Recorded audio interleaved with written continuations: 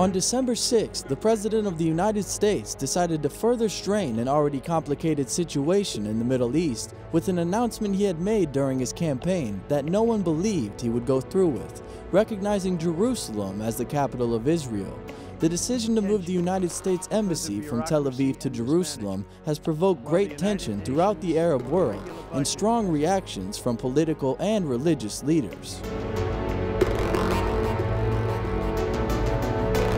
In 1947, the UN approved the partition plan for Palestine, and since then, Jerusalem's status hasn't been established.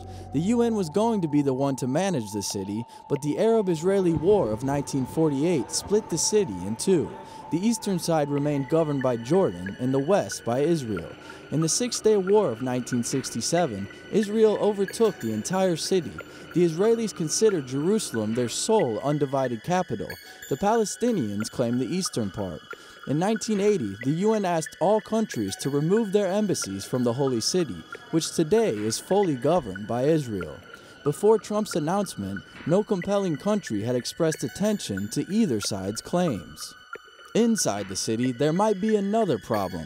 Christians are denouncing a systematic campaign of pressure by Israeli officials. As a sign of protest, the Holy Sepulchre closed its doors for 3 days. The Christian communities oppose Jerusalem's municipal government's decision to collect taxes from church buildings not used for worship.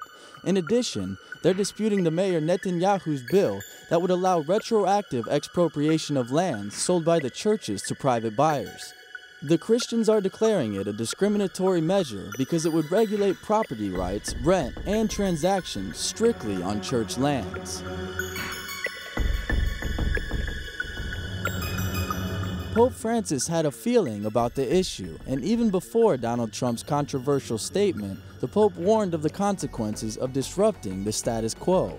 La città santa, il cui status quo va difeso e preservato, dovrebbe essere un luogo dove tutti possano convivere pacificamente, altrimenti continuerà per tutti e senza fine la spirale della sofferenza.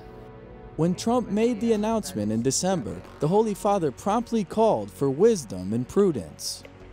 Prego il Signore che tale identità sia preservata e rafforzata a beneficio della Terra Santa, del Medio Oriente e del mondo intero, e che prevalgano saggezza e prudenza per evitare di aggiungere nuovi elementi di tensione in un panorama mondiale già convulso e segnato da tanti e crudeli conflitti.